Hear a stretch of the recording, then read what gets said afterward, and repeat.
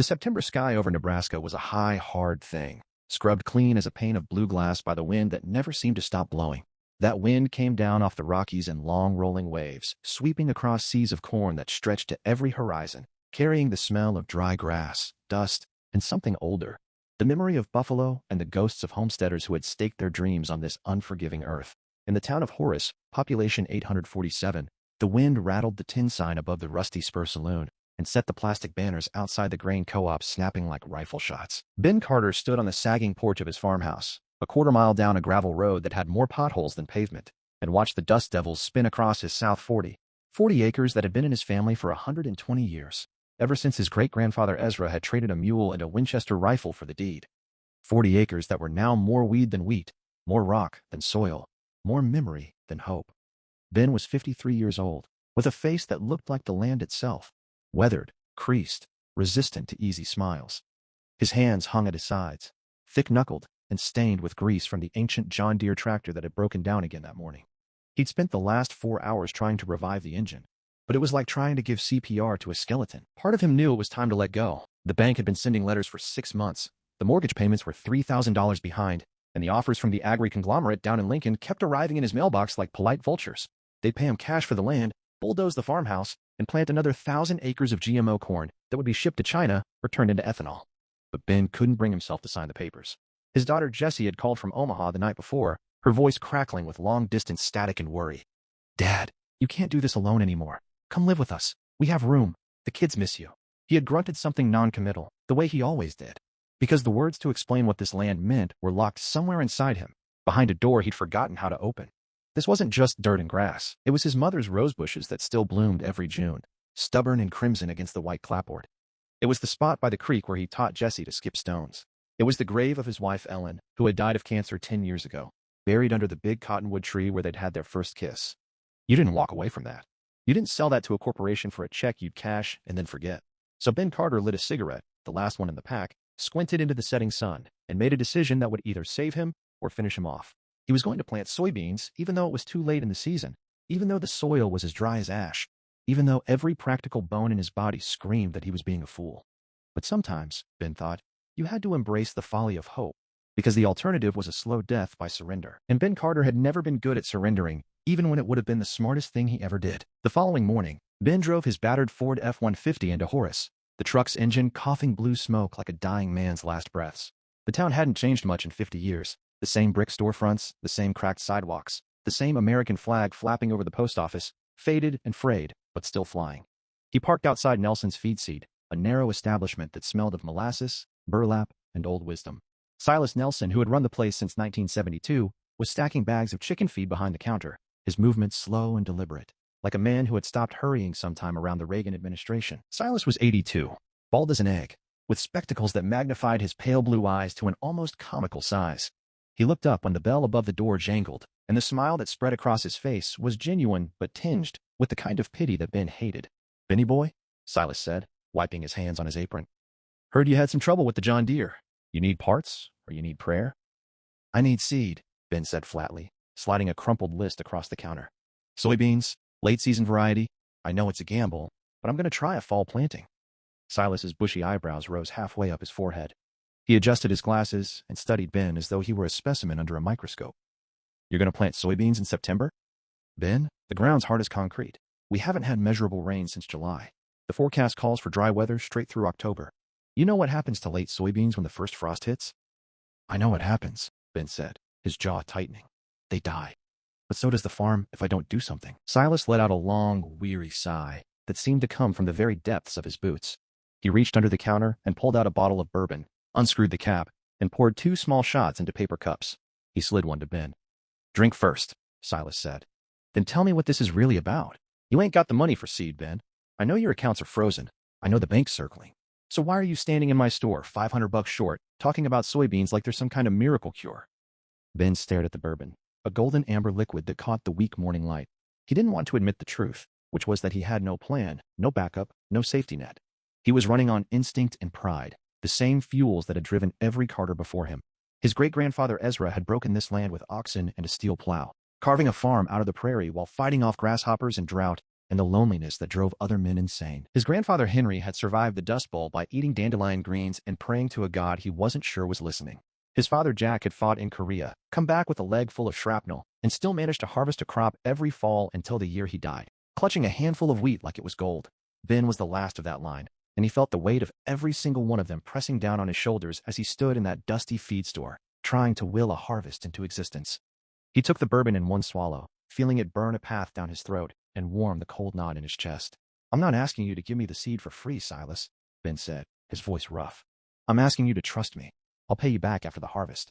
Double what I owe. You know I'm good for it." Silas removed his glasses and polished them on his apron, a nervous habit that bought him time to think. He knew Ben Carter was a proud man, a stubborn man, a man who had never asked for a handout in his life. But pride didn't pay bills, and stubbornness didn't break the drought. Silas had seen too many farmers walk out of his store with bags of hope and come back 6 months later with nothing but failure in their eyes. He had a wife with diabetes, a roof that needed replacing, and his own debts to worry about. But he also remembered the year his own barn had burned down, when Ben had shown up with his tractor and his chainsaw and worked for 3 days straight, refusing any payment except a pot of coffee and a plate of biscuits. That was the kind of man Ben was, and that was the kind of man Silas couldn't turn away.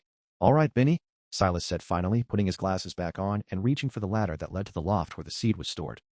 "I'll give you enough seed for 40 acres, but I'm going to hold your truck title as collateral, and you're going to sign a note saying you owe me twice the market price. And if that crop fails—" "It won't fail," Ben interrupted, though even as he said it, the words tasted like ash in his mouth. "It can't fail. I won't let it." Silas laughed, a dry, wheezing sound that turned into a cough. "That's the spirit, boy. That's the spirit that built this country. That's also the spirit that bankrupted half the farmers in this county. But hell, at least you'll go down swinging." Ben took the bags of seed, loading them into his truck with a determination that bordered on desperation. As he drove out of town, past the shuttered hardware store and the empty parking lot of the high school that had once been the heart of the community, he saw the kids at the bus stop looking at him with blank and curious eyes. They didn't know who he was. They didn't know the history of this land. They were the future, and the future had no use for old farmers with broken tractors and hopeless dreams. But Ben Carter didn't care. He drove back to his farm, unloaded the seed, and walked out to his 40 acres with a bag in one hand and a prayer in his heart. He was going to plant those soybeans if it killed him, and the way his knees ached and his back screamed, he was starting to think it just might. The work was brutal in a way that Ben hadn't anticipated, a physical reckoning that stripped away every layer of pretense and left him raw and exposed. Each morning, he rose before the sun, the farmhouse cold and silent, the ghost of Ellen's presence still lingering in the kitchen where her hand-painted canisters sat untouched on the counter. He would brew a pot of coffee so strong it could peel paint, eat a piece of toast that tasted like cardboard, and walk out into the fields with the seed bag slung over his shoulder like a cross. The tractor was beyond repair. He had finally accepted that on the third day, after spending 12 hours cursing and wrenching and bleeding over its stubborn engine. So he had to plant by hand, using an antique seed drill that his grandfather had bought at an auction in 1948. It was a clumsy, back-breaking contraption that required him to walk in straight lines, pushing a wheel that dropped seeds into shallow furrows, then covering them with a rake. 1 row at a time, 1 acre at a time. Ben Carter was trying to recreate the 19th century, and the irony wasn't lost on him. He could have called a custom planter, could have hired a crew, could have taken out a loan that would have buried him deeper, but saved his body. But he didn't have the money, and more than that, he didn't have the heart to watch someone else do the work that had always been his. This was his land, his responsibility, his legacy. If it was going to fail, it would fail by his hand alone. By the end of the first week, his hands were blistered and cracked, his shoulders screamed with every movement, and his knees had swollen to the size of grapefruits. He lost 10 pounds, then 12, then 15, his belt cinched tighter and tighter around a waist that had once been thick and solid. The neighbors drove by on the gravel road, slowing down to gawk at the crazy old man who was planting soybeans in September, shaking their heads and muttering their condolences. Some of them stopped to offer help, but Ben waved them off with a grunt and a forced smile. He didn't want their pity. He didn't want their charity. What he wanted was rain, and the sky stayed stubbornly clear, a mocking canvas of blue that offered no relief. The soil was so dry that it turned to powder under his feet, swallowing the seeds like dust eating diamonds. Every night, Ben would sit on his porch, drinking cheap whiskey from a mason jar, watching the sun bleed orange and red across the horizon, and wonder if he was the bravest man he knew or the stupidest. The line between courage and folly had always been thin, and he had been dancing on it his whole life. His daughter Jessie called every evening, her voice a mixture of worry and exasperation. She had been a nurse in Omaha for 15 years, married to an accountant named Mark, who wore polo shirts and had never touched a plow. They had 2 kids, Emma and Lucas, who had visited the farm only twice in their lives and thought it smelled funny. Jessie had inherited Ellen's sharp intelligence and her father's stubbornness, a combination that had made her successful but also prone to meddling. "Dad, I've been doing research," she said one night, her voice crackling over the phone line. "There are government programs, subsidies, conservation grants. You could get paid to let the land go fallow, or you could lease it to the organic co-op. There are options, Dad. You don't have to do this alone." Ben listened to her words, hearing the love beneath the frustration, but he couldn't bring himself to agree. "Jessie, this isn't about money," he said, choosing his words carefully, trying to explain something he barely understood himself. "This land is your mother. It's your great-grandparents. It's every Carter who ever drew a breath. If I let it go, if I just give up and let some corporation turn it into a chemical factory, then I'm telling the world that none of it mattered, that we were just squatters, passing through, leaving nothing behind." "But Dad, we're not leaving anything behind," Jessie countered, her voice rising. "The farm is falling apart. The house needs a new roof. The barn has holes in the sides. You're out there planting soybeans by hand like it's 1880, and you're not getting any younger. What happens when you collapse out there? What happens when you break a hip and nobody finds you for 3 days?" "Then I guess I'll be with your mother sooner than expected," Ben said, and he meant it as a joke, but it came out dark and bitter, and he heard Jessie start to cry on the other end of the line. He felt a stab of guilt, sharp and immediate, because he loved his daughter more than anything, and the last thing he wanted to do was hurt her. But he also knew that he couldn't run away from this fight. He was 53 years old, tired, broke, and broken. But he still had pride, and pride was the only currency that mattered in the middle of Nebraska. So he said goodbye, hung up the phone, and walked back out to the fields with a flashlight and another bag of seed. The moonlight was pale and thin, casting long shadows across the furrows he had dug, and he knelt down in the dirt, pressing his hands into the earth, feeling the grit and the silence and the weight of 100 years. "I'm not giving up," he said aloud, speaking to his ancestors, to Ellen, to the God he had stopped believing in, but still cursed it on occasion. "I'm not giving up. Not yet. Not ever." The first sign of hope came on a Saturday morning, 2 weeks into Ben's impossible project. He had just finished the 17th row of his 40-acre field, his body screaming, and his mind fogged with exhaustion, when he looked down at his feet and saw something that stopped him cold. Green. A tiny, fragile sprout of green, pushing its way through the cracked, dusty soil, so small and delicate that a single gust of wind could have broken it. Ben knelt down, his knees popping like pistol shots, and stared at that sprout as though it were a miracle. He ran his finger over its 2 tiny leaves, feeling the pulse of life, the stubborn rebellion of nature against the drought. It wasn't much. It was barely anything, really. But it was proof that the seeds had survived, that the soil still held some trace of fertility, that the universe hadn't entirely abandoned him. He laughed, a sound so rusty and unused that it startled the crows picking at the fence line. He laughed until his ribs ached and tears streamed down his dusty cheeks, and he felt something loosen in his chest, a knot of despair that had been tightening for years. He went back to planting with renewed vigor, his steps lighter, his heart fuller, and over the next few days, more sprouts appeared, tiny soldiers in a losing battle, pushing through the dirt in uneven rows. They were late-season soybeans, genetically engineered to be hardy and fast-growing, but they still needed water, and the sky remained stubbornly dry, cloudless and indifferent. Ben started hauling water from the creek, filling old milk jugs and gallon buckets, and walking the rows, pouring the precious liquid at the base of each sprout. It was inefficient and exhausting, a drop in the bucket against the immensity of the drought, but it was the only thing he could do, and he did it with the same stubborn devotion that had driven him to this craziness in the first place. The creek, fed by underground springs, was lower than he'd ever seen it, but there was still enough water for a desperate man with a desperate plan, and Ben Carter was nothing, if not desperate.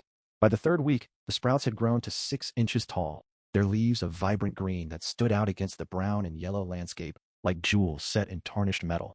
Ben had lost 20 pounds, his clothes hanging off him like rags on a scarecrow, his face gaunt and lined with fatigue, but his eyes had a fire in them that hadn't been there in years, a fire that burned brighter with every row he planted, every sprout he nurtured, every silent prayer he offered to the sky. The neighbors had stopped laughing. They drove by now with a different expression, something close to respect, or maybe awe, or maybe just confusion that an old man could be so stubborn. A few of them started stopping by, bringing sandwiches and cold beer, offering to help with the watering or the weeding. Ben accepted their help this time because he was too tired to be proud, and because he had started to believe that maybe this wasn't just his fight anymore. Maybe this was something bigger, a symbol of resistance against the forces, economic, environmental, emotional, that had been crushing small farmers for decades. Horace had once been a thriving community of independent farmers, families who worked their own land and knew their own neighbors. Now it was a ghost town of corporate leases and absentee owners, a place where young people left and never came back. But Ben Carter's field was a splash of color in the gray landscape, a defiant green flag planted in the dust, and people noticed. They remembered what it felt like to be part of something, to plant a seed and watch it grow, to hope for rain and curse the sun, and share a meal with the people who understood your struggle. The local paper, the Horace Herald, sent a young reporter named Melissa out to interview Ben. She was 24, fresh out of journalism school, with blue hair and a nose ring, and more enthusiasm than experience. She stood in Ben's field, her designer boots getting caked with mud, and asked him a question that made him stop in his tracks. "Mr. Carter, why are you doing this? You know the odds are against you. The experts say you can't grow soybeans this late in the season without irrigation. So why are you risking everything on something that's almost certainly going to fail?" Ben looked at her, then looked at his sprouts, then looked at the sky, which was still cloudless, still blue, still indifferent to his efforts. He thought about his great-grandfather, who had plowed this land with nothing but a mule and a dream. He thought about his father, who had come home from war with shrapnel in his leg and still brought in the harvest. He thought about Ellen, who had loved this farm as much as he did, who had planted roses and sunflowers and daisies around the house, who had told him on her deathbed to keep fighting, keep planting, keep believing. He wiped the sweat from his brow and gave Melissa the only answer that made sense. "Because I've got nothing left to lose and everything left to prove." Melissa wrote her article, and it went viral, at least by the modest standards of Nebraska. People shared it on Facebook and Twitter, and suddenly Ben was getting calls from as far away as California. People asking if they could donate money, send water, offer support. He turned most of them down because he didn't want to be a charity case, but he accepted a few small donations, using them to buy fertilizer and fencing. The community of Horace started to rally around him, organizing a soybean supper at the American Legion Hall, raising money to pay off his bank debt. Ben didn't attend the supper, he was too busy watering, but he heard about it later, and he felt something warm and unfamiliar spread through his chest. It was gratitude, he realized, a feeling he had suppressed for so long that he had forgotten its shape and weight. He wasn't in this alone anymore. He had never been in this alone, even when he thought he was.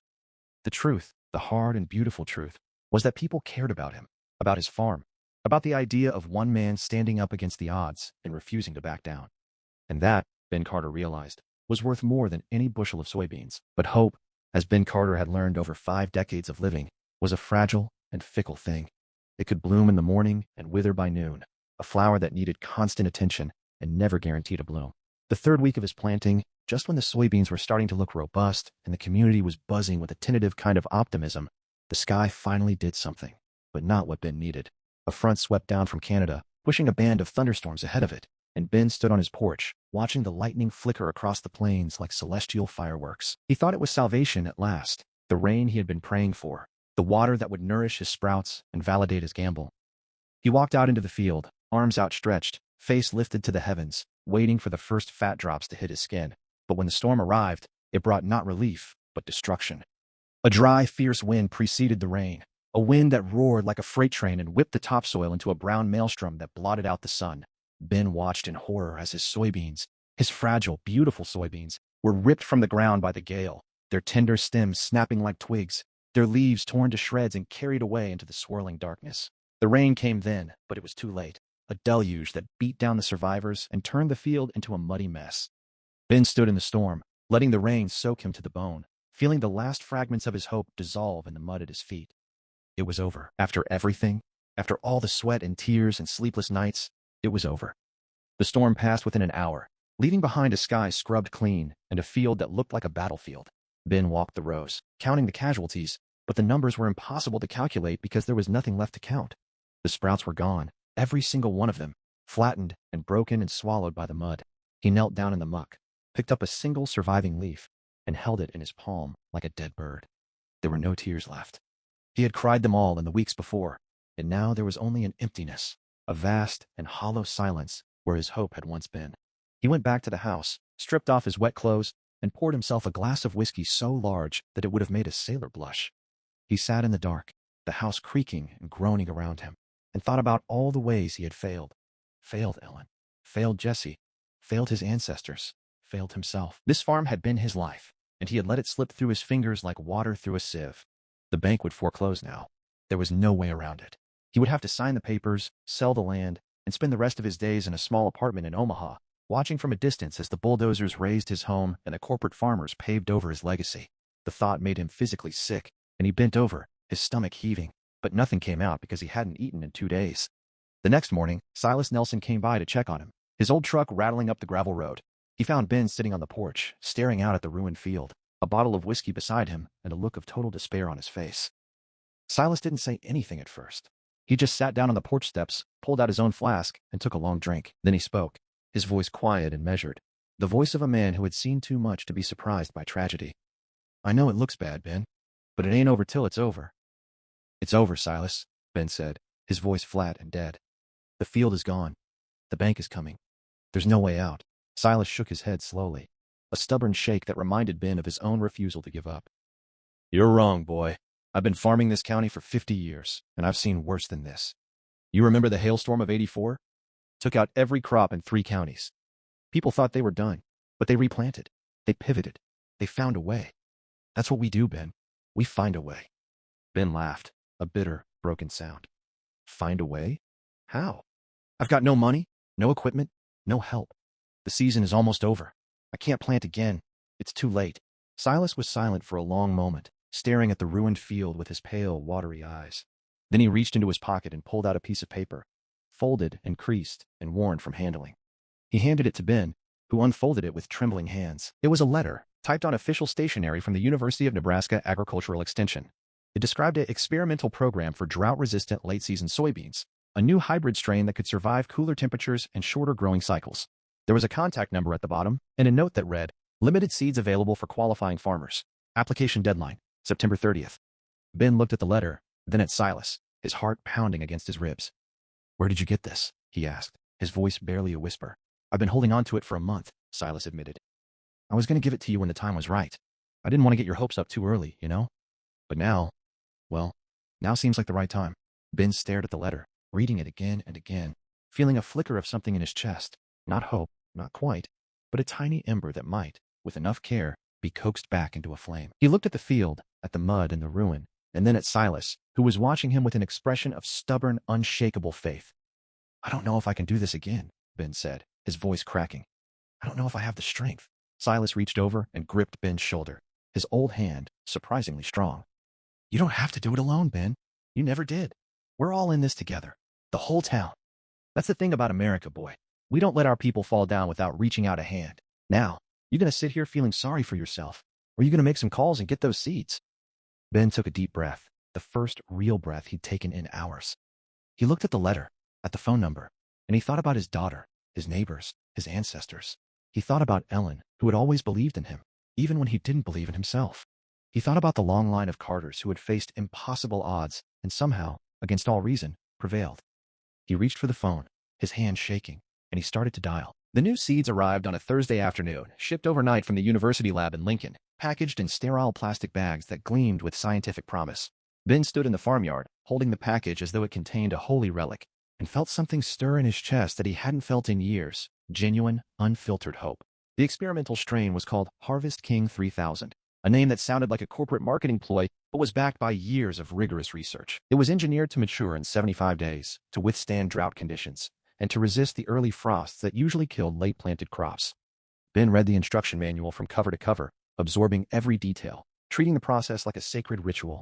He had learned his lesson from the first attempt: patience, precision, and the humility to accept help when it was offered. This time, he wasn't going to do it alone. The community of Horace had rallied around him in a way that took his breath away. Silas had organized a planting party, and on the designated Saturday, a fleet of trucks and tractors rolled into Ben's field, bringing volunteers from every corner of the county. There were retired farmers in their 80s, high school kids who had never touched a plow, mothers with babies strapped to their backs, and even a few corporate types from the agri-conglomerate who came out of curiosity and stayed out of respect. They worked in a relay, planting the new seeds with a machine that one of the neighbors had borrowed from his cousin in Iowa, and by the end of the day, the 40 acres were planted, irrigated, and covered with a protective layer of organic mulch that would hold moisture in the soil. Ben stood at the edge of the field as the sun went down, watching the volunteers pack up and leave, their voices carrying across the prairie and a chorus of laughter and well wishes. He had never seen anything like it, never imagined that so many people would care about an old man and his dying farm. He walked back to the house, exhausted but exultant, and collapsed into his armchair with a grin that threatened to split his face. For the next 4 weeks, Ben tended the new crop with a devotion that bordered on obsessive. He was out at dawn, walking the rows, checking for pests and diseases, adjusting the irrigation system that the volunteers had helped him install. He talked to the plants, encouraged them, scolded them, praised them, treating them like children he was trying to raise right. The weather cooperated this time. A few gentle rains, mild temperatures, and abundant sunshine that made the soybeans grow taller and greener with each passing day. By Halloween, they were waist high, covered in tiny white flowers that would soon turn into pods. Ben stood in the middle of the field, surrounded by a sea of green that stretched to every horizon, and felt a joy so profound that it hurt. This was what he had been fighting for, the tangible proof that hard work, faith, and community could triumph over the cruelest of circumstances. Jessie came home for Thanksgiving, driving from Omaha with Mark and the kids. She had seen the pictures on Facebook, but nothing prepared her for the reality of her father's transformation. He was still thin and tired, but his eyes had a light in them that she hadn't seen since before her mother died. He had a spring in his step, a warmth in his voice, and a smile that didn't fade even when he was telling boring farming stories that made Mark's eyes glaze over. After dinner, Jessie walked with Ben out to the field, the soybean plants rustling in the autumn wind like a whispering congregation. "Dad, I have to say something," Jessie said, her voice unusually serious. "I've been thinking a lot about what you said, about legacy, about the land, about not giving up. And I realized that I've been wrong. I've been trying to save you by pulling you away, but that's not what you need. You need to be here. You need to fight. And I need to support you, not fight against you." Ben stopped walking and turned to face his daughter. She was a grown woman now, with fine lines around her eyes and an authority that came from years of responsibility. He saw Ellen in her face, the same stubborn set of the jaw, the same fierce intelligence. He reached out and took her hand, his rough, calloused fingers wrapping around her smooth ones. "Thank you, Jessie," he said, his voice thick with emotion. "That means more than you'll ever know." They stood there in the field, father and daughter, as the sun went down behind the cottonwood tree where Ellen was buried. The soybeans swayed in the breeze, whispering secrets that only the land could understand, and Ben Carter felt, for the first time in a decade, that everything was going to be okay. The harvest came on a crisp November morning. The sky a pale, cold blue, and the air sharp with the first hint of winter. Ben had been up since 4 a.m., his nerves jangling, his stomach in knots, unable to eat the eggs and bacon that Jessie had insisted on cooking. The custom harvester, a massive green machine on loan from the local co-op, rumbled into the yard just as the sun crested the horizon. Its operator, a young man named Corey, who had grown up 3 miles down the road. Corey was in his 20s, a college graduate with a degree in agribusiness.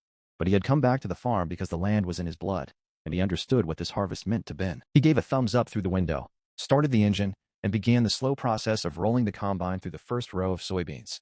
Ben stood at the edge of the field, his heart hammering in his chest, as the machine swallowed the plants and separated the golden beans from the stalks. It was a slow, painstaking process, each pass taking nearly an hour, and Ben paced the field like a father waiting for his child to be born. Jessie stood beside him, her hand on his arm, offering the silent support that only family could give. The first row was finished, and Corey climbed down from the cab, holding a handful of beans. He walked over to Ben, his face unreadable, and offered them to him. Ben took them, his hands trembling, and examined the beans with the gravity of a jeweler appraising diamonds. They were perfect, plump, golden, uniform in size, without a single blemish or sign of disease. Ben looked at Corey, afraid to ask the question that was burning on his lips. "How many?"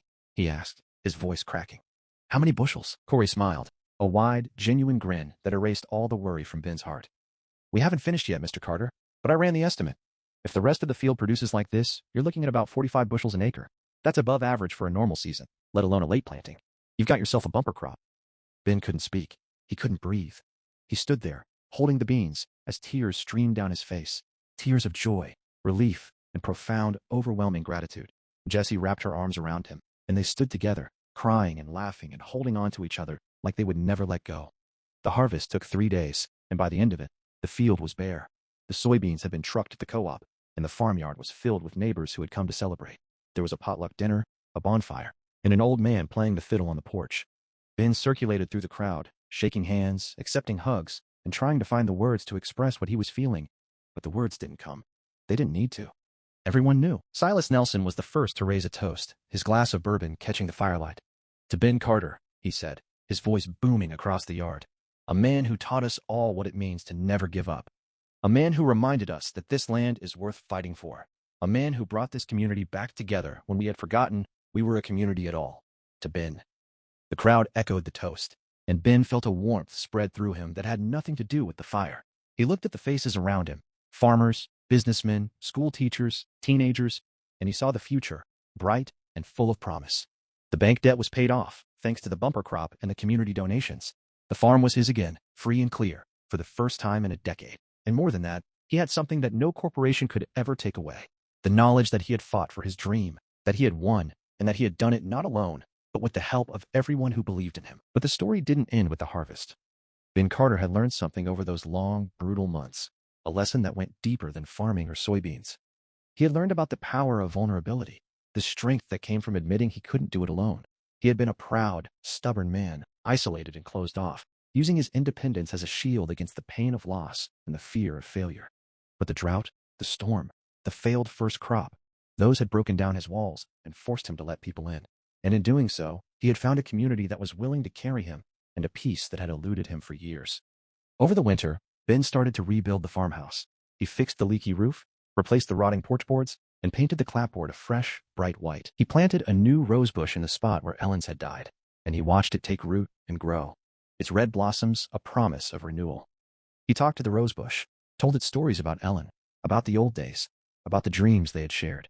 And sometimes, in the quiet moments, he felt her presence, not as a ghost, but as a warmth in the air, a whisper in the wind, a reminder that she was still with him, still part of this land. Jessie and her family came to visit more often now, the kids running through the fields and exploring the barn, their laughter echoing across the prairie. Ben taught them how to fish in the creek, how to skip stones, how to listen to the wind and read the signs of the weather. He was a grandfather now, a role he had never thought he would fill, and he embraced it with an enthusiasm that surprised him. He had always been a man of few words, but he found himself opening up to his grandchildren in ways he had never been able to open up to his own daughter. He told them stories of the old days, of the Dust Bowl and the Great Depression, of his father's war and his mother's courage. He told them about Ellen, the love of his life, and they listened with wide-eyed wonder, asking questions that he answered with patience and tenderness. And as the spring thaw came and the first green shoots appeared in the fields, Ben Carter made a decision that shocked everyone. He was going to write a book. Not a big, important book, just a small one. A memoir of his life on the farm, full of anecdotes and wisdom and the hard lessons he had learned. He typed it out on an old manual typewriter that he had found in the attic, using 2 fingers and a lot of patience. It was a labor of love, a way of preserving his family's legacy for future generations, and he poured his heart into every page. When he finished, he sent the manuscript to a small publisher in Lincoln, never expecting to hear back. But 6 months later, he received a contract in the mail, and a year after that, The Last Harvest was published to critical acclaim. It didn't become a bestseller, but it found its readers. People who connected with Ben's story, who saw themselves in his struggles, who drew strength from his resilience. He started receiving letters from strangers, heartfelt testimonials about how his book had inspired them to keep fighting, to never give up, to believe in the power of community. Ben Carter had become a symbol of something bigger than himself, a reminder that the American spirit was still alive, still kicking, still refusing to be defeated. The fame, such as it was, never went to Ben's head. He stayed in Horace, tending his fields and greeting visitors who came from as far away as California to see the man who had planted soybeans in September and refused to back down. He gave speeches at the local high school, attended farmers market events, and became a kind of unofficial elder statesman for the small farm community. But he never lost sight of what mattered most: the land, the people, the simple rhythms of life that had sustained him through the darkest days. He made sure to visit Ellen's grave every Sunday, leaving fresh roses from the bush he had planted. And he talked to her about everything: the harvest, the grandchildren, the book, the future. He told her about the good days and the bad days, the triumphs and the setbacks. And he always ended with the same words: "I'm okay, Ellen. I'm okay. And I'm still here, still fighting, still loving this land." In the fall of the year after the book was published, Ben was invited to speak at the University of Nebraska at a conference on sustainable agriculture.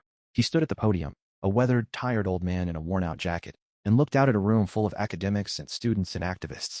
He wasn't a natural speaker, but he had learned to speak from the heart, and that was enough.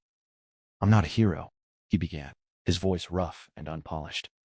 "I'm just a farmer who got lucky, and who had good friends who didn't let me fall. The lesson I learned, the lesson I want to share with all of you, is that we're not meant to do this alone. We're meant to do it together, to plant together, to harvest together, to grieve together, to celebrate together. That's what America is, or what it should be. A place where we don't give up on each other, where we reach out a hand, where we believe in the impossible and make it possible by standing side by side." The audience gave him a standing ovation, and Ben felt a lump form in his throat that wouldn't go away. He wasn't a hero. He was just a man, flawed and stubborn and scared like everyone else. But he had learned that strength wasn't about never falling down. It was about getting back up over and over until you found your footing. And he had found his footing, not because he was special, but because he was surrounded by people who believed in him, and because he had finally learned to believe in himself. The final chapter of Ben Carter's story was not a dramatic ending, but a quiet continuation, the kind of ending that is really just a beginning. He lived to see his grandchildren graduate from college, to see his daughter take over the farm, and to watch the community of Horace grow and thrive in ways he had never imagined. The town became a destination, a place where young farmers came to learn from the old ones, where sustainability and tradition intertwined, where the spirit of the land was honored and preserved. Ben passed away on a June evening, sitting on his porch with a glass of lemonade in his hand, watching the sun set over his beloved fields. He was 86 years old, and he had lived a long, full, extraordinary life, a life that had started with loss and ended with redemption, a life that had taught him the meaning of courage, faith, and community. The news of his death spread quickly through Horace, but it wasn't met with sorrow so much as gratitude. People gathered at the farmhouse, bringing flowers and food and their memories of a man who had touched their lives. Jessie stood on the porch, her children and grandchildren around her, and looked out at the fields that had been her father's legacy. The soybeans were just beginning to sprout, the early summer green shoots breaking through the soil in a promise of abundance.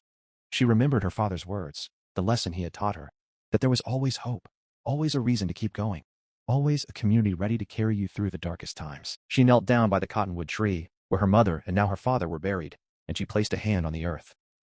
"I've got it from here, Dad," she whispered. "I'll take care of the land. I'll take care of the people. I'll make you proud." And somewhere, in the wind that swept across the prairie, in the rustle of the soybean leaves, in the warmth of the setting sun, Ben Carter was smiling. He had found his peace, his purpose, his place in the story of America. He had planted a seed not just in the soil, but in the hearts of everyone who knew him. And that seed was growing, spreading, blossoming into something that would outlast him, something that would become a legacy of hope for generations to come. The fields of Nebraska would continue to roll under the big blue sky. The seasons would turn, and the Carters would keep farming, keep planting, keep believing. Because that was what America was built on. The stubborn, foolish, beautiful refusal to give up. The faith that the next season would bring something better. The community that made the fight worth fighting. Ben Carter had lived that truth, and in doing so, he had become a part of the land itself, a thread in the fabric of the nation, a story that would be told and retold as long as there were farmers who looked up at the sky and dared to hope for rain. The end. The winter that followed the miracle harvest was the quietest Ben Carter had known in years, but it was not the silence of emptiness. It was the hush of a man finally at peace with himself. The farmhouse, which had groaned and sighed with the weight of neglect, now seemed to settle into its foundations with a kind of contentment, as if the old structure itself was exhaling after a long, desperate fight. Ben spent his days repairing the things he had ignored for too long. The sagging fence along the north property line, the loose shutter on the barn, the squeaky step on the porch that had been annoying Ellen back when she was alive. He worked slowly, deliberately, not because he had to, but because he wanted to. There was a luxury in choosing to work, rather than being driven by the whip of desperation, and Ben savored every moment of it. His daughter Jessie called every Sunday, and their conversations were no longer tense negotiations about his future, but easy, warm exchanges about the kids, the weather, and the small dramas of daily life. She told him that Emma had joined the school choir, and Lucas had scored his first goal in soccer, and Ben listened with a grandfather's pride, asking questions that showed he was truly present, truly engaged. He had been a good father, but not a great one. He knew that now, with the clarity that came from distance and reflection, he had been too consumed by the farm, too burdened by the weight of legacy, too trapped in his own head to really see the people around him. But that was changing. He was changing. The book he had written, The Last Harvest, had found its way into the hands of a publisher in Lincoln, and though it was never going to be a blockbuster, it was selling steadily, mostly in Nebraska and the neighboring states. People wrote him letters, emails, and even a few postcards, sharing their own stories of struggle and resilience. A woman from Iowa told him how his words had convinced her not to sell her family farm.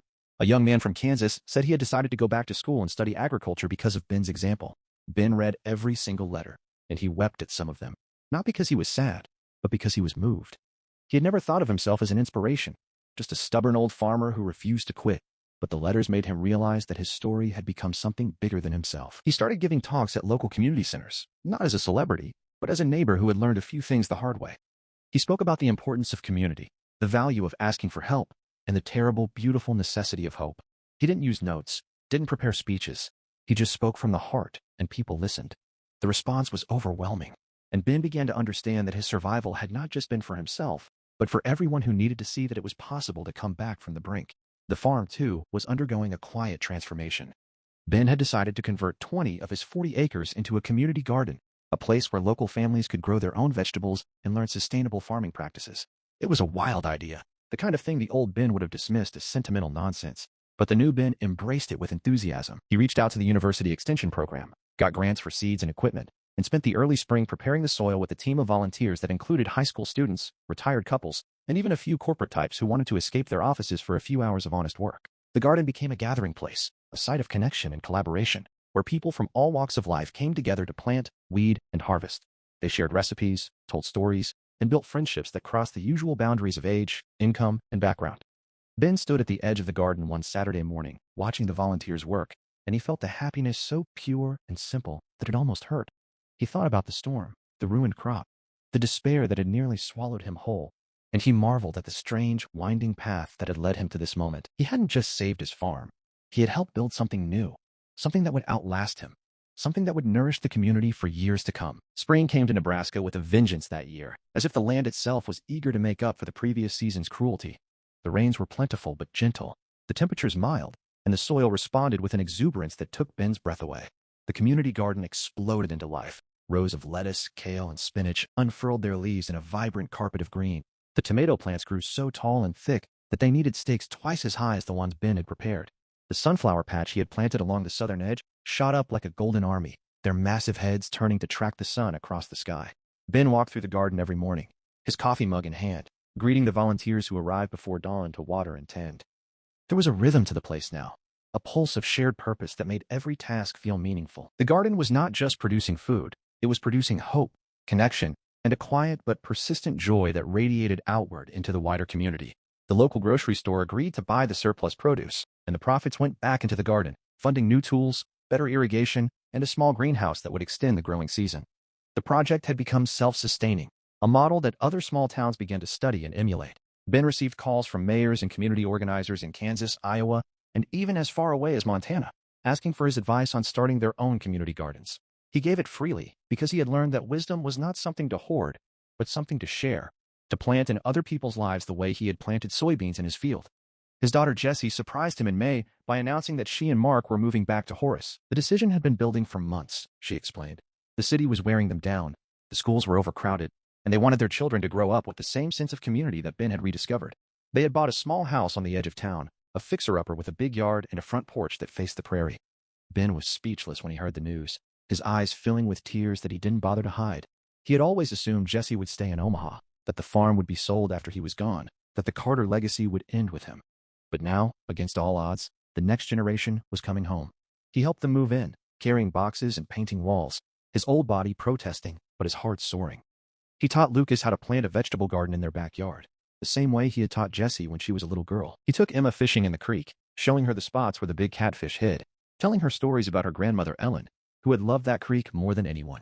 Jessie watched her father with her children, and she saw a man transformed, not just healed, but renewed, his spirit as green and resilient as the soybeans he had planted in that impossible September. The whole town seemed to be stirring with new life. A young couple from Lincoln bought the old hardware store and turned it into a farm-to-table cafe, sourcing ingredients from the community garden and local farms. The cafe became a hub of activity, a place where people gathered for coffee and conversation, where ideas were exchanged and friendships were forged. A retired schoolteacher started a weekly storytelling circle, where elders shared their memories of the old days, and young people listened with rapt attention. The Horace Herald, the tiny newspaper that had once been on the verge of folding, was thriving again, thanks to a new editor who turned it into a platform for community voices. And at the center of it all was Ben Carter, the old farmer who had refused to let his land die, who had become the unlikely catalyst for a renaissance that no one had seen coming. He didn't take credit for any of it. He insisted that the credit belonged to the community, to the volunteers, to the people who had shown up and worked and believed. But everyone knew the truth. Ben's stubborn hope had lit the spark, and now the fire was spreading across the prairie. The summer of that year was the sweetest Ben could remember, a season of golden light and long, lazy evenings that seemed to stretch on forever. The farmhouse, now fully restored, gleamed white in the sunshine, its rose bushes blooming in extravagant shades of crimson and pink. Ben spent his mornings in the garden and his afternoons on the porch, reading and writing and watching the world go by. He had started a second book, this one about the community garden and the people who had made it possible, and he wrote with a lightness that had been absent from his first manuscript. The first book had been about survival, about the desperate, clawing fight to hold on. This one was about thriving, about the quiet joy of building something that mattered, about the beauty of ordinary days filled with purpose and connection. He had become a regular at the farm-to-table cafe, where the owners, Sam and Maya, treated him like royalty, always saving him a seat by the window and bringing him a slice of whatever pie they had baked that morning. Ben had never been much of a social creature, but he found himself looking forward to those visits, to the easy banter with Sam, the warm smile of Maya, the friendly waves from other customers who had become friends. He had learned that community was not an abstract concept. It was a living, breathing thing, made up of small moments and small kindnesses. The sum of 1,000 tiny interactions that woven together formed a fabric of belonging. He was no longer the lonely, isolated man who had stood on his porch and watched his field turn to dust. He was part of something, and being part of something had made him whole. Jesse and Mark settled into their new life with surprising ease. Mark, the accountant who had never touched a plow, discovered a love for carpentry and started building custom furniture from reclaimed wood. He converted the old barn on Ben's property into a workshop, and his creations, tables, chairs, shelves, became popular at local craft fairs. Jessie went back to nursing, working at the small clinic in Horace, where she found that her patients were not just clients, but neighbors. People she saw at the grocery store, and the cafe, and the community garden. The kids, Emma and Lucas, flourished in their new environment, their cheeks tanned from the sun, their lungs full of clean air, their hearts full of the freedom that only the prairie could provide. Ben watched them grow, and he felt a profound gratitude that he had lived long enough to see this, to witness the next generation take root in the soil that had nourished his family for over a century. He took Lucas and Emma to the spot by the creek where he had taught their mother to skip stones, and he taught them the same skill, his arms swinging back and then forward, the stones skipping across the water in a series of perfect, graceful hops. Emma was a natural. Her stones skipped 4, 5, 6 times before sinking.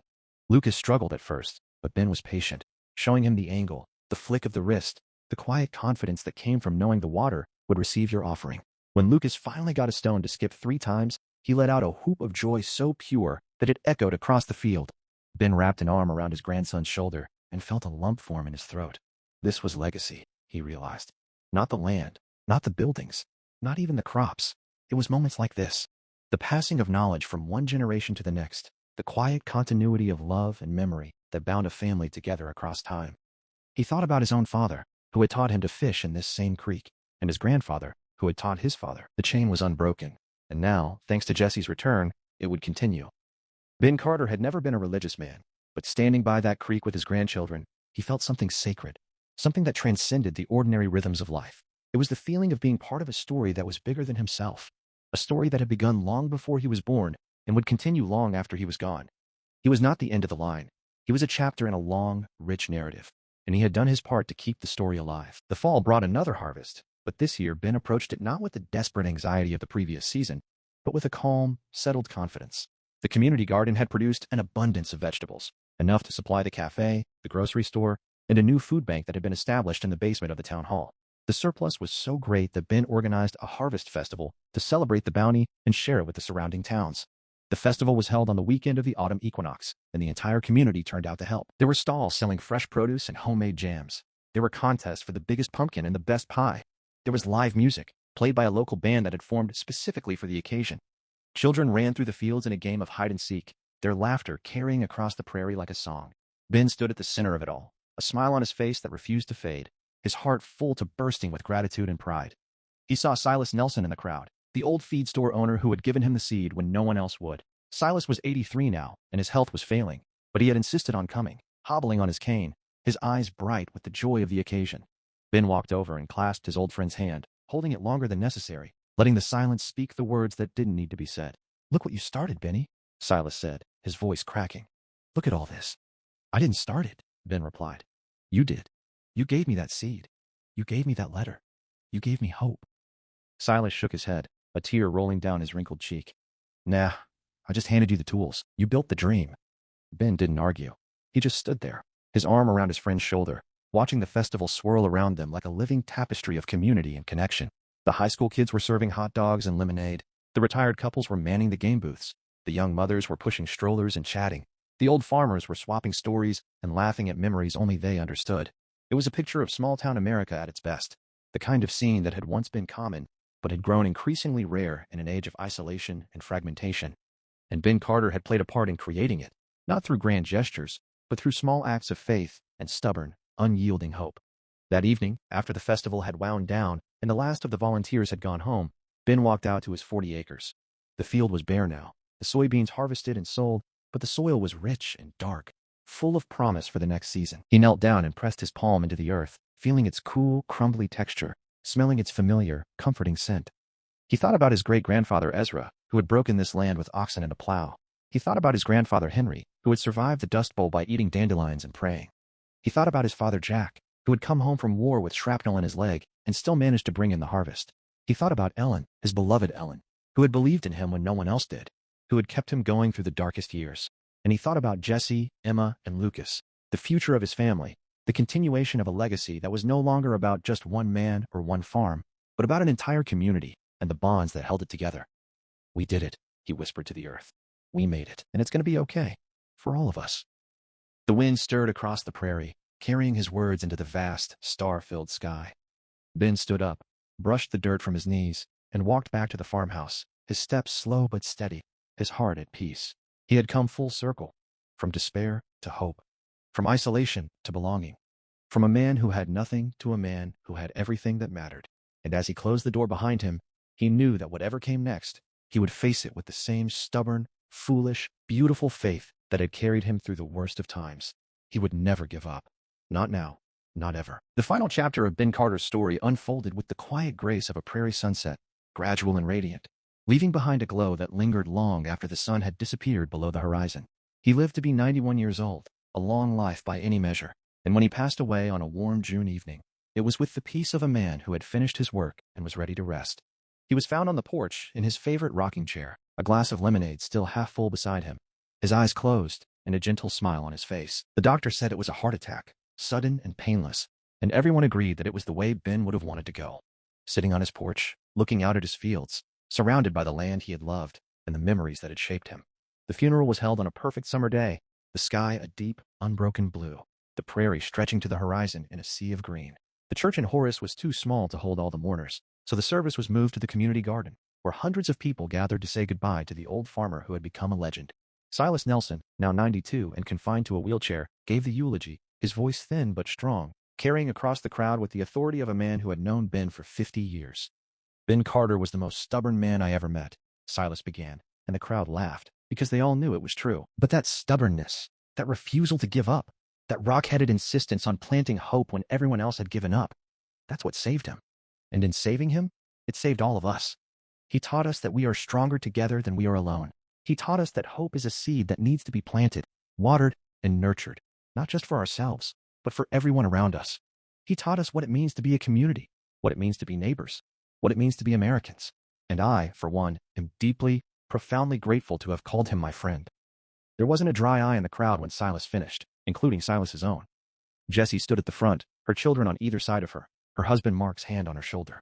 She was crying, but she was also smiling, because she knew that her father had lived a full and meaningful life, and that his legacy would continue through the work he had started and the people he had touched. After the service, they buried Ben beside Ellen under the big cottonwood tree, the spot where they had shared their first kiss so many decades ago.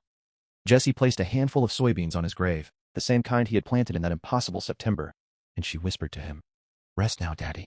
We've got it from here." The years that followed were kind to Horace. The community garden grew and flourished, becoming a model for sustainable agriculture that was studied by universities and adopted by towns across the Midwest. The farm-to-table cafe became a destination, drawing visitors from across the country who wanted to taste the food that had grown from the soil of Ben's redemption. Mark's furniture business expanded, and he built a reputation for craftsmanship that earned him commissions from as far away as Chicago. Jessie took over the farm, planting soybeans and corn and wheat with the same stubborn determination that had defined her father. She was not the same woman who had left for Omaha all those years ago. She was stronger, wiser, more connected to the land and the people who shared it, and she made sure that her children understood the story of their grandfather, the old man who had refused to quit, who had planted hope when everything seemed lost. She took them to his grave every year on the anniversary of his first planting, and she told them the story over and over so that they would never forget. The book that Ben wrote, The Last Harvest, was reissued in a new edition with a foreword by Silas and a dedication from Jessie. It became a beloved classic, assigned in high schools and colleges, read by book clubs, and discussed at community meetings. It was not just a memoir of one farmer's struggle. It was a testament to the power of hope, the strength of community, and the enduring spirit of the American heartland. And somewhere, in the wind that swept across the prairie, in the rustle of the soybean leaves, in the warmth of the setting sun, Ben Carter was smiling. He had found his peace, his purpose, his place in the story of America. He had planted a seed not just in the soil, but in the hearts of everyone who knew him. And that seed had grown, spread, and blossomed into something that would outlast him, something that would become a legacy of hope for generations to come. The fields of Nebraska would continue to roll under the big blue sky, the seasons would turn, and the Carters would keep farming, keep planting, keep believing. Because that was what America was built on. The stubborn, foolish, beautiful refusal to give up. The faith that the next season would bring something better. The community that made the fight worth fighting. Ben Carter had lived that truth. And in doing so, he had become a part of the land itself, a thread in the fabric of the nation. A story that would be told and retold as long as there were farmers who looked up at the sky and dared to hope for rain. The end. In the 3 years that followed Ben Carter's passing, Jessie discovered that grief and gratitude could coexist in the same heart, like two rivers running side by side, each nourishing the same soil in its own way. She missed her father every day. The sight of him on the porch, the sound of his laugh, the steady, unshakable presence he had become in her life. But she also felt his absence as a kind of gift, a reminder of the fragile, precious nature of love and connection. She threw herself into the work of the farm with a vigor that surprised everyone, including herself. She had learned from her father that farming was not just about planting and harvesting. It was about stewardship, about caring for the land and the people who depended on it. Under her leadership, the community garden expanded to 60 acres, incorporating new crops like winter squash, pumpkins, and a heritage variety of corn that had been grown by the Carter family 100 years ago. The garden became a living museum of agricultural history, a place where old and new coexisted in harmonious balance. Jessie also started a mentorship program, pairing experienced farmers with young people who wanted to learn the trade. The program was funded by a grant from the university, and it attracted applicants from across the country. Jessie loved working with the young farmers. They reminded her of her father, in a way, with their enthusiasm, their curiosity, and their hunger for knowledge that no textbook could provide. She taught them the old ways, the skills that had been passed down through generations: how to read the weather, how to rotate crops, how to treat the soil with the respect it deserved. But she also encouraged them to innovate, to experiment with new techniques and technologies, to blend tradition and progress in a way that honored the past while embracing the future. Her children, Emma and Lucas, had grown into teenagers who were deeply connected to the land. Emma, now 16, had inherited her grandfather's stubborn streak and her grandmother's artistic sensibility. She kept a journal of the farm's seasons, filling its pages with sketches of the plants and animals, observations about the weather, and reflections on her grandfather's legacy. She had decided that she wanted to study environmental science at the university, with the goal of coming back to Horace to continue the work Ben had started. Lucas, 14, had found his passion in machinery and mechanics. He spent his afternoons tinkering with the old John Deere tractor that had broken down so many times during Ben's struggle, and he had managed to restore it to working condition, an achievement that made his mother burst into tears when she saw it. "Dad would have been so proud," she said, hugging her son tightly. "He would have said you did what he couldn't." Lucas grinned, a trace of his grandfather's stubborn pride in his eyes. "He taught me, not with words, but by example. He never gave up on that machine, and I wasn't going to either." The community itself had continued to thrive, attracting new residents and new businesses that added vitality and diversity to the town. A group of retired engineers had started a renewable energy co-op, installing solar panels on the roofs of the main buildings and converting the old grain elevator into a community wind turbine. The farm-to-table cafe had expanded, adding a bakery and a small brewery that used locally grown grains. The town had become a destination for tourists who came to experience the beauty of the prairie, the warmth of the community, and the taste of food that had been grown with care and love. Jessie had become the unofficial mayor of this new Horace, not because she had sought the role, but because people naturally turned to her for guidance and inspiration. She had her father's quiet charisma, the same ability to listen deeply and speak honestly, the same stubborn faith that things could always be better if people worked together. She attended town meetings, helped resolve disputes, and celebrated achievements with the same quiet grace that had defined her father. And through it all, she carried Ben with her, not as a burden, but as a source of strength. She visited his grave every week, not out of obligation, but out of love. Sitting on the bench that Mark had built and talking to him about the farm, the family, the town. She told him about Emma's college applications and Lucas's tractor restoration. She told him about the new crops and the new residents and the new dreams that were taking root in the soil he had saved.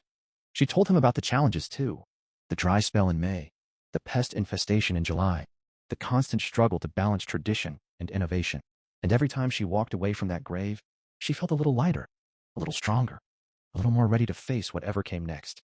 Because she knew with absolute certainty that her father was still with her, not as a ghost, but as a presence in the land, in the people, in the enduring hope that had defined his life and now defined hers. The 5th summer after Ben's death brought a challenge that tested everything Jessie and the community had built. A drought settled over the plains, the worst in a decade. The sun relentless and unforgiving, the soil cracking under its unyielding gaze. The creek that ran through Ben's property shrank to a trickle, and the soybean plants in the community garden began to wilt, their leaves curling brown at the edges. Jessie stood at the edge of the field, her hands on her hips, her jaw set in the same stubborn line that had defined her father. She could feel the panic rising in her chest, the old familiar fear that everything she had worked for was about to crumble. But she took a deep breath, steadied herself, and remembered the lesson her father had taught her, that despair was a choice, and she would not choose it. She called a meeting of the community garden volunteers, and 50 people showed up in the barn, their faces anxious but determined. Jessie stood before them, not with a prepared speech, but with the same raw honesty that her father had always brought to his talks. "We're in a tough spot," she said, her voice steady. "The drought is real, and it's bad. But we've been through worse. My father planted soybeans in September when the ground was as hard as concrete. He lost his first crop to a storm, and he got back up and planted again. We have the resources he didn't have: the irrigation system, the grant money, the support of this whole community.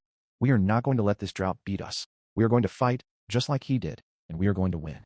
The crowd erupted into applause, and Jessie felt a surge of emotion so powerful that she had to blink back tears. She saw Emma in the front row, her daughter's eyes shining with pride. She saw Lucas, who had brought the old John Deere tractor to the meeting, ready to help however he could. She saw Silas Nelson, now 95 and frail, but still present, still believing.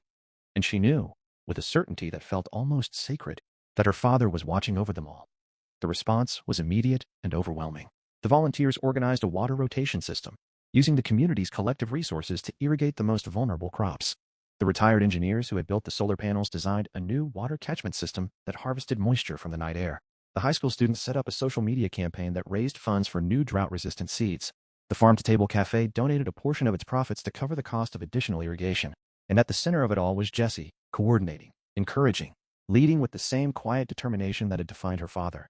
The drought lasted for 2 months, the longest 2 months of Jessie's life. There were moments when she wanted to give up, when the weight of responsibility felt too heavy, when she stared at the wilting plants and wondered if she was fighting a losing battle. But every time she felt despair creeping in, she would walk out to the cottonwood tree, to her father's grave, and she would sit there until the peace returned. She would talk to him, the way she had always done, and she would hear his voice in her mind, that gruff, loving voice that had guided her through so many storms. "You can do this, Jess," it said. "You're a Carter, and Carters don't quit." Finally, in late August, the rains came. It started as a whisper, a distant rumble on the horizon, and then it swelled into a downpour that soaked the parched earth and breathed new life into the wilting plants. Jessie stood in the field, her arms outstretched, her face lifted to the heavens, the rain streaming down her cheeks and washing away the dust of the drought. She laughed, a sound that was half sob and half cheer, and she felt the joy of her father in that moment, the same joy he must have felt when the soybeans he had planted in September had finally taken root. The community gathered in the garden, dancing in the rain, their voices raised in celebration. Emma grabbed her mother's hand and twirled her around, and they spun together in the downpour, mother and daughter, their laughter carrying across the prairie like a song. Lucas jumped off the tractor, his arms spread wide, catching the rain on his tongue. Silas watched from the porch, his old eyes glistening, a smile of pure, unadulterated joy on his face. It was a moment of triumph, of collective victory, and it was a testament to everything Ben Carter had stood for. The drought had been overcome, not by luck, not by miracle, but by the power of community, the strength of love, and the stubborn refusal to give up. And as Jessie stood in the rain, she knew that she had finally, fully, become her father's daughter, not just in blood, but in spirit, in the quiet, unshakable faith that hope was always worth planting, even when the soil was dry and the sky was empty. She looked up at the dark, rain-heavy clouds, and she whispered to the sky, "Thank you, Dad. I couldn't have done this without you."